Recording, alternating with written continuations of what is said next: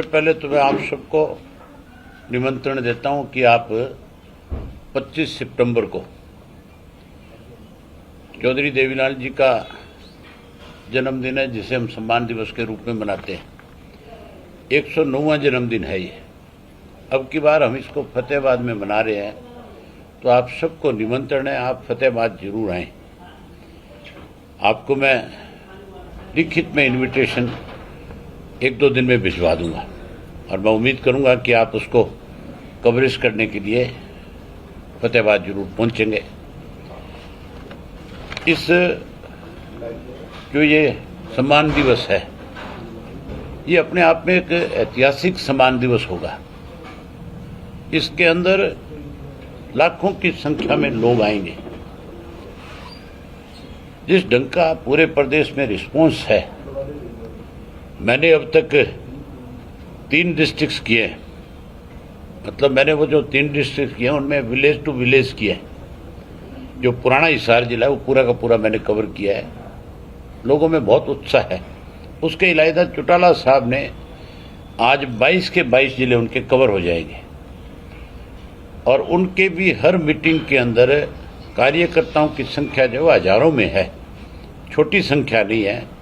और बहुत उत्साह के साथ लोग जो है ये रिस्पॉन्स कर रहे हैं कि हम बहुत बड़ी संख्या में आकर के न केवल चौधरी देवीलाल जी के प्रति अपने श्रद्धा सुमन अर्पित करेंगे, बल्कि एक मैसेज पूरे प्रदेश में हम देंगे, देश को एक मैसेज देंगे कि आने वाला समय जो है हरियाणा प्रदेश में इंडियन नेशनल लोकदल पार्टी का है। इसमें हमने विशेष रूप से जिन लोगों को निमंत्रण दिया है जो इसमें आएंगे, उनमें महाराष्ट्र के जो है भूतपूर्व चीफ मिनिस्टर हैं शरद पवार साहब, जो राष्ट्रीय स्तर के बड़े नेता हैं। आज जो है उनकी एक अपनी अलग पहचान है, वो आएंगे। उसके अलावा मुख्यमंत्री बिहार के जो है नीतीश कुमार जी, वो भी आएंगे। जिन लोगों ने हमारा निमंत्रण स्वीकार किया, मैं उन लोगों की सूची आपके सामने पढ़ करके बता रहा हूं। बाकी बहुत सारे लोग हैं जिनको हमने निमंत्रण भेजा है और मैं उम्मीद है उनकी कि वो लोग भी हमारे निमंत्रण को स्वीकार करेंगे और वो भी आएंगे। इसमें सरदार प्रकाश सिंह बादल है, पंजाब के पूर्व मुख्यमंत्री जी, और मेघालय के जो मौजूदा गवर्नर हैं सतपाल मलिक साहब जो हैं, वो भी इसमें आएंगे। और तेजस्वी प्रसाद यादव जो उप मुख्यमंत्री बिहार है, वो भी इसमें आएंगे। अखिलेश यादव जो है, उनसे भी बातचीत होगी, उन्होंने भी निमंत्रण स्वीकार किया, उन्होंने भी कहा कि मैं भी आऊंगा। उसके बाद फारूक अब्दुल्ला साहब जो जम्मू कश्मीर के एक्स चीफ मिनिस्टर, वो भी इसमें आएंगे। एन चंद्रबाबू नायडू जो है, उनसे बात होगी, उन्होंने कहा कि मैं 20 तारीख को कंफर्म करूंगा आपको। उनकी अपनी थोड़ी सी व्यवस्थाएं हैं, इस करके उन्होंने कहा मैं 20 तक आपको बताऊंगा। मेरे को उम्मीद है कि वो भी आएंगे जरूर इसमें। उसके अलावा जो भूतपूर्व प्रधानमंत्री है कर्नाटका से, हमारे एच डी देवगौड़ा इस देश के, उनसे बात हो चुकी है, उन्होंने भी स्वीकृति दे दी है, वो भी इसमें आएंगे। हनुमान बेनीवाल जो राजस्थान से है, उनसे भी मेरी बातचीत हो चुकी है, वो भी इसमें आएंगे। उसके अलावा के चंद्रशेखर राव जो मुख्यमंत्री तेलंगाना है, उनके साथ भी टेलीफोन पे बात होगी। उन्होंने भी कहा है कि मैं 1-आधे दिन में आपको बता दूंगा कि मैं आ रहा हूं, या मतलब मैं किसी अपने नुमाइंदे को भेज रहा हूं। इसी तरह उद्धव ठाकरे जो चीफ मिनिस्टर महाराष्ट्र के, मेरी उनसे पर्सनल बात हो चुकी है। उन्होंने भी ये कहा है कि मैं आपको 1-आधे दिन में ही मेरा शेड्यूल सारा चेक करके और बताऊंगा। मुझे पूरी उम्मीद है कि वो भी इसमें हर हालत में आएंगे। उसके अलावा हमने बहन ममता बनर्जी को भी इन्विटेशन दिया है। उनसे बात नहीं हुई, जैसे बात होगी आपको उसके बारे में भी बता दिया जाएगा। और भी कई साथी हैं जिनको हमने निमंत्रण दिया है और जो इसमें शिरकत करेंगे। आप इस बात से अंदाजा लगा लें कि आज की डेट के अंदर जो है पूरे देश में एक बड़ी इस बात को लेकर के चर्चा है कि देश के अंदर भाजपा के खिलाफ जो विपक्ष के लोग हैं वो कहीं एकजुट हो, और इसमें एकजुटता के लिए सबसे काफी लंबे समय से चौटाला साहब जो प्रयास कर रहे थे। जैसे चौधरी देवीलाल ने सन 1989 के अंदर सारे राजनीतिक दलों के लोगों को एक मंच पे लाने का काम किया था। उसी तरह चौटाला साहब भी लगातार इस प्रयास में थे कि मैं पूरे देश के लोगों को एक मंच पे ला करके और उनको बैठाऊं और लाखों लोग उनको एक मैसेज दे कि भी हम चाहते हैं कि आप लोग इकट्ठा होकर के इस लड़ाई को लड़ें। और आज जिस तरह से भारतीय जनता पार्टी की सरकार केंद्र की है, जिससे अब हर आदमी दुखी है, चाहे वो बिजनेसमैन है, चाहे वो कोई पॉलिटिकल आदमी है, चाहे कोई कर्मचारी है, हर किस्म के लोगों पे आज जो है, जो भी कोई सरकार के खिलाफ कहीं भी अगर सरकार की कमजोरी को उजागर करता है तो उसके खिलाफ ये लोग हैं जो ईडी का इस्तेमाल करते हैं, सीबीआई का इस्तेमाल करते हैं, इनकम टैक्स का इस्तेमाल करते हैं। हम इन एजेंसियों के खिलाफ नहीं है, लेकिन इन एजेंसियों को अगर आप गैर जरूरी तरीके से किसी के खिलाफ इस्तेमाल करते हो तो वो बहुत गलत है। हालांकि ये एजेंसी जो है, इनको इंडिपेंडेंट काम करने देना चाहिए। हम चाहते हैं कि भी कोई गलत इस देश में अगर कर रहा है उसके खिलाफ ये एजेंसियां जाकर के जांच करे, उनके खिलाफ कार्रवाई करे, ताकि देश का पैसा कोई लूट करके ना खा सके। लेकिन इसका इस्तेमाल अगर कोई किसी को डराने के लिए किया जा रहा है तो वो बिल्कुल गलत है। आज इसके लिए लोग सारे परेशान हैं और लोगों की एक इच्छा है कि इस देश के अंदर सारे के सारे विपक्ष के लोग इकट्ठा हों और इकट्ठा होकर के इस लड़ाई को लड़े और हमें इस भारतीय जनता पार्टी की केंद्र की सरकार से निजात दिलाने का काम करें। तो मुझे उम्मीद है जब ये नेता आएंगे तो उसके बाद एक नया मैसेज पूरे देश में जाएगा कि अब एक संभावना बन जाएगी उस दिन के बाद कि सारे विपक्ष के लोग जो है आज अगर एक मंच पे आए हैं तो कल फिर कहीं किसी भी एक राजनेता के घर पे बैठक करके इस चीज को आगे बढ़ा सकते हैं। इसमें कोई जरूरी नहीं है कि इसको कांग्रेस को इससे अलग रखा जाए। जब कांग्रेस के अगेंस्ट चौधरी देवीलाल ने एक बार सारे विपक्ष को इकट्ठा किया था, जिसमें लेफ्ट भी था, राइट भी था, जिसमें हर तरह के लोग थे, जिसमें साउथ के भी थे, जिसमें नॉर्थ इंडिया के भी थे, जिसमें ईस्ट वेस्ट के लोग भी थे, उसके अंदर बीजेपी को भी शामिल किया गया था क्योंकि कांग्रेस से लोग उस वक्त परेशान थे। आज की डेट में बीजेपी से परेशान है। अगर ये सब लोग इकट्ठा होते हैं, जो भाजपा जिनको परेशान कर रही है, जिनको आज कहीं बेवजह जिनको प्रताड़ित किया जा रहा है, जिस ढंग से आज राजनीति का हालत जो कर रखी है, आज कमाल की बात नहीं है कि हर रोज ये बातें सुनने को मिलती है कि हमने भेड़ बकरियां खरीदते हुए देखा था, हमने पशु खरीदे, पक्षी खरीदे, लेकिन आज तो एमएलए की खरीद फरोख्त होती है, एमपीज की खरीद फरोख्त होती है। इससे ज्यादा बड़ी शर्म की बात क्या होगी कि जिन लोगों को लोगों ने एक विश्वास के साथ चुन करके भेजा है, आज पैसे के बलबूते पे उन लोगों को खरीद करके सरकारों को गिराया जा रहा है। ये बहुत गलत है। ऐसी चीजें रुके, इसके लिए सारे विपक्ष को एक होना बहुत जरूरी है। लोग तो चर्चा करते हैं कि थर्ड फ्रंट बनेगा। ये थर्ड फ्रंट नहीं, ये मान के चलो कि पूरा देश का विपक्ष जो है कहीं एक मंच पे आएगा और एक मंच पे आकर के सारे सामूहिक रूप से निर्णय लेकर के इस लड़ाई को आगे बढ़ाने का काम करेंगे।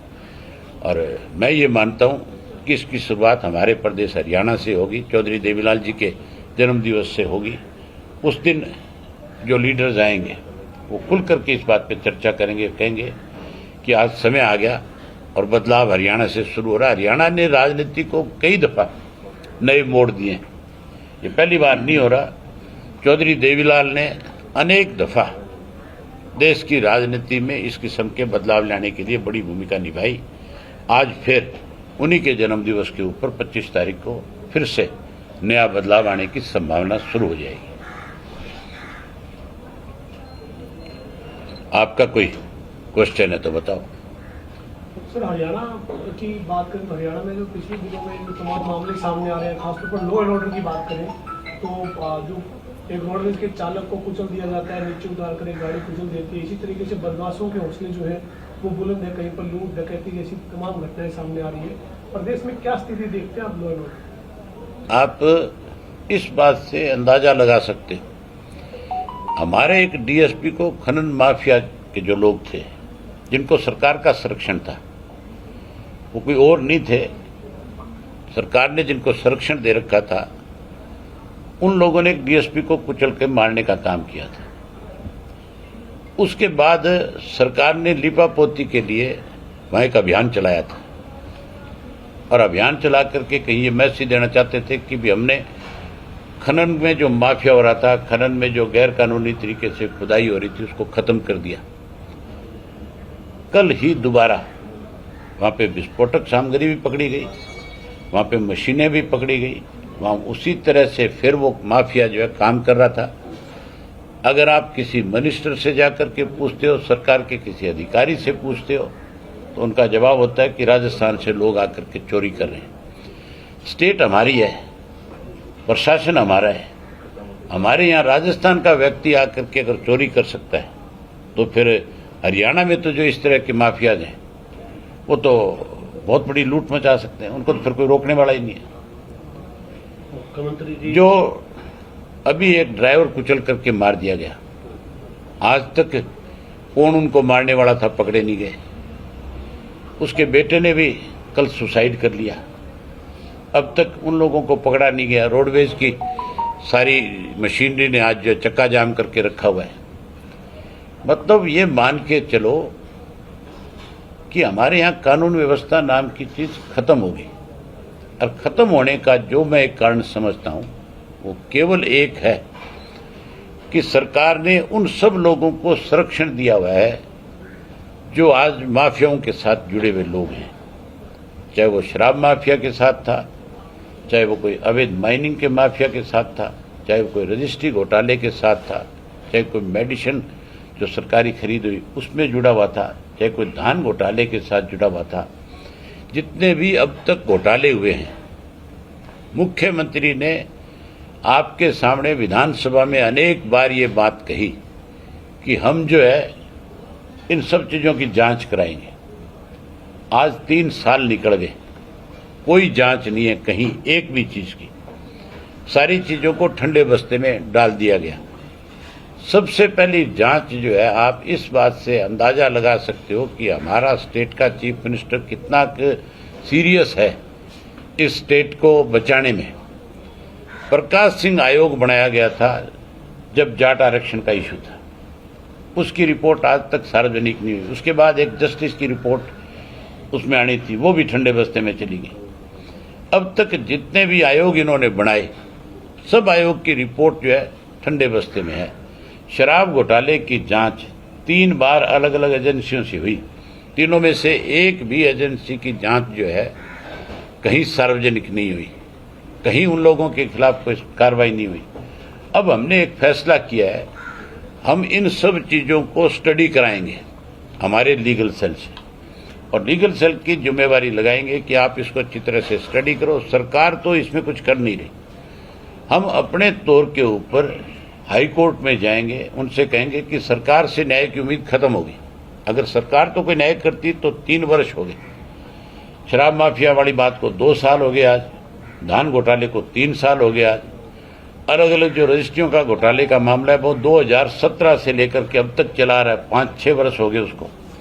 इन सब के लिए हम कोर्ट का दरवाजा खटखटाएंगे और हम उनसे कोर्ट से जाकर के रिक्वेस्ट करेंगे कि भी अब आखिरी उम्मीद आप हैं, आप ही इसमें कोई फैसला करें ताकि इसकी निष्पक्ष जांच हो और लोगों को पता लगे कि किस तरह से इस प्रदेश को दोनों हाथों से किन लोगों ने लूटने का काम किया। जिन्होंने लूटा उनके खिलाफ सख्त कार्रवाई हो। सर, अरविंद केजरीवाल 2 दिन के हिसार दौरे पर थे, आज आदमपुर में तिरंगा यात्रा निकाल रहे हैं, भगवंत मान भी उनके साथ है, तो कहीं ना कहीं हरियाणा में अपनी राजनीतिक जमीन तलाश रहे हैं, आदमपुर उपचुनाव की तैयारी कर रहे हैं। हरियाणा के लोगों को सबसे पहले केजरीवाल का इस बात के लिए सख्त विरोध करना चाहिए कि केजरीवाल ने पंजाब में एक बयान दिया था कि SYL का पानी जो है हम पंजाब का पानी हरियाणा को नहीं देंगे। कल कुछ और पलट करके बयान दिया था। कल का था दोनों को लपेटा था और कहा था कि ये दोनों पार्टियां अपना स्टैंड क्लियर करें। केजरीवाल साहब को, स्वयं को भी ये क्लियर करना चाहिए कि वो क्या चाहते हैं। क्या वो हमारा SYL का पानी, जिसका फैसला सुप्रीम कोर्ट ने किया है, सर्वोच्च न्यायालय से कोई बड़ा नहीं है, जब वहां से एक फैसला आ गया तो क्या केजरीवाल उस फैसले को मानता है या नहीं मानता? अगर उस फैसले को मानता है केजरीवाल, तो फिर केजरीवाल को अपनी स्टेटमेंट देनी चाहिए कि हरियाणा का जो पानी है, हरियाणा का हिस्सा जो है, ये केजरीवाल राजनीति में आया नहीं था। केजरीवाल साहब मेरे ख्याल जब तक पैदा नहीं हुए थे उससे पहले की ट्रीटी है, जब पंजाब हरियाणा अलग दो स्टेट बनी थी। मुझे लगता नहीं कि 66 से पहले से केजरीवाल साहब का जन्म है, 66 के बाद पैदा हुए होंगे। और ये उस वक्त के अंदर ये फैसला हो गया था कि हमें कितना पानी SYL का मिलना है, और चंडीगढ़ का स्टेट जो है वो हमें, चंडीगढ़ कैपिटल जो हमें मिलनी है, या उसके एवज में हमें विलेज मिलने हैं। वो सारी ट्रीटी है एक, आप उससे बाहर नहीं जा सकते। उस पे उस वक्त के दोनों चीफ मिनिस्टर, देश की प्रधानमंत्री श्रीमती इंदिरा गांधी के साइन हुए।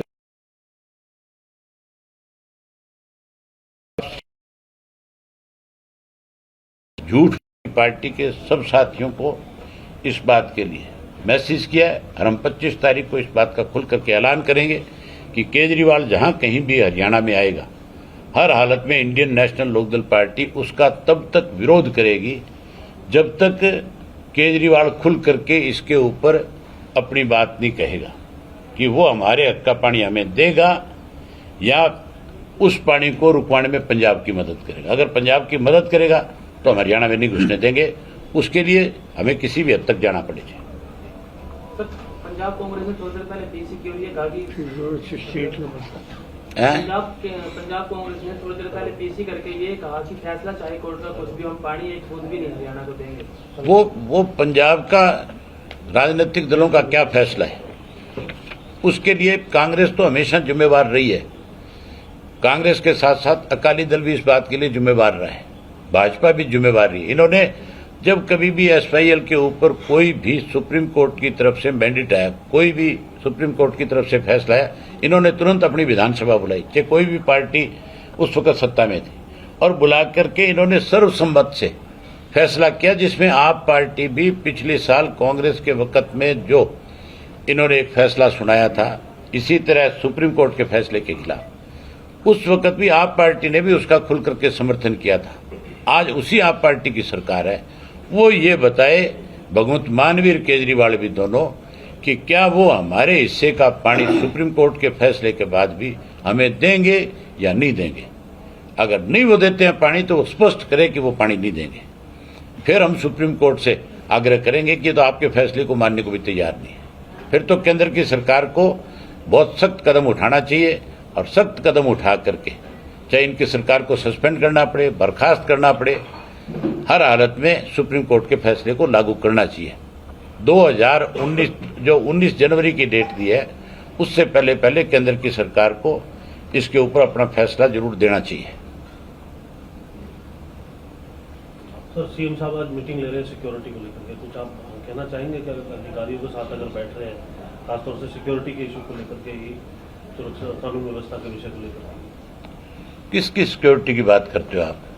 मैंने विधानसभा में इस इशू को लेकर के बहुत खुल करके बताया था भी किन किन लोगों को सिक्योरिटी आज स्टेट में दे रखी है, और जिन लोगों को सिक्योरिटी दे रखी है उसमें बाकायदा लिखा हुआ है पीछे कि इनको थ्रेट है। मैंने विधानसभा में नाम लेकर के पूछा था भी इन लोगों को किन की थ्रेट है जिनको आपने सिक्योरिटी दे रखी है। अगर उनको थ्रेट थी, अगर है थ्रेट, तो फिर जिन लोगों से थ्रेट है आज तक उनके खिलाफ हरियाणा की सरकार ने क्या कार्रवाई करी? आज तक उन लोगों को पकड़ा क्यों नहीं? उन्होंने जिन्होंने थ्रेट किया है उनके खिलाफ सरकार ने क्या कार्रवाई करी है? पुलिस प्रशासन ने उसके खिलाफ क्या किया? चीफ मिनिस्टर ने उसके खिलाफ क्या एक्शन लिया? होम मिनिस्टर ने उसके खिलाफ क्या किया? जब हम ये बात पूछते हैं विधानसभा में, कोई जवाब नहीं इनके पास, ये मुंह फेर के बैठ जाते हैं। ये कोई जवाब देने की बजाय आपने मेरे जितने भी आज तक के विधानसभा के सरकार से पूछे हुए सवाल है उनमें से एक का भी जवाब सरकार की तरफ से नहीं आया है। मुख्यमंत्री गोल मोल करके अपनी कोई छोटे माटी शेर व शायरी करके, जैसे मुजाहरे में आए हुए लोग हैं उनको शेर व शायरी से राजी करके चढ़ाने की कोशिश करते हैं। कानून व्यवस्था भी इसी में है। कानून व्यवस्था, मैं कहता हूं कानून व्यवस्था, इससे आपको स्पष्ट हो जाना चाहिए भी जिन लोगों को थ्रेट है आज तक उनको सरकार पकड़ नहीं पाई कि किन ने थ्रेट दी, उनके नाम नहीं बता पाई, फिर कानून व्यवस्था कहाँ रहेगी? फिर तो खत्म होगी कानून व्यवस्था।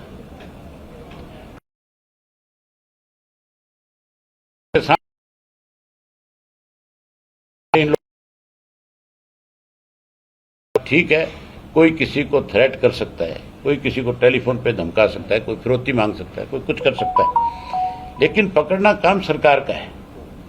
अगर कोई भी आदमी जुर्म करता है तो उसके खिलाफ सरकार को सख्त कार्रवाई करनी चाहिए। यह भी एक जुर्म है थ्रेट करना। उनके खिलाफ क्या कार्रवाई करी? कौन आदमी थे थ्रेट करने वाले? मुख्यमंत्री बताए? आज तक नहीं बता पाए। रजिस्ट्री मामलों में सर सरकार, इसका मतलब यह है कि जो हमारा गाढ़े खून पसीने की कमाई है, उस पैसे को अपने ऐशो आराम के लिए खर्च कर रही है लोग। इसीलिए आज हमारे ऊपर 3 लाख करोड़ का कर्जा है। और ये और कहता है मुख्यमंत्री, मैंने स्टेटमेंट सुनी थी उनकी, कि और भी अगर कर्जा लेना पड़ेगा आने वाले समय में प्रदेश के विकास के लिए तो और कर्जा ले लेंगे। इसका मतलब ये प्रदेश की सरकार को गिरवी रखेगा, छोड़ेगा नहीं। हैरानी की बात है, मानेसर की 1800 एकड़ जमीन जो सरकार ने रिलीज कर रखी थी किसानों की बहुत पहले से, उस जमीन को दोबारा एक्वायर के नोटिस दे दिए। और जब वहां के किसान जाके मुख्यमंत्री से मिले और उन्होंने जब जाकर के कहा कि मुख्यमंत्री जी ये जमीन तो बहुत पहले से रिलीज हुई है, छोटा छोटा टुकड़ा है, किसी का आधा एकड़ है, किसी का 1 एकड़ है, खेती करते हैं लोग उनके ऊपर। जमीन की कीमत बढ़ गई, समय के अनुसार हर चीजों की कीमत बढ़ती है। अब मुख्यमंत्री से जब जाकर के डेलीगेशन मिला और जब उन्होंने रिक्वेस्ट करी कि हमारी जमीन आप किस लिए एक्वायर कर रहे हो, तो कहता है मैंने ये जमीन तुम्हारी एक्वायर करके इसको महंगे भाव में बेच करके मैंने हरियाणा प्रदेश की सरकार पे जो कर्जा है वो उतारना है। इसका मतलब वो हमारी जमीनें हमारे से छीनेगा और छीन करके बिल्डरों को सौंपने का काम करेगा, उनकी तो पोवारा कर देगा और हमें सड़क पे जाकर के खड़ा कर देगा। क्या सोच है मुख्यमंत्री की?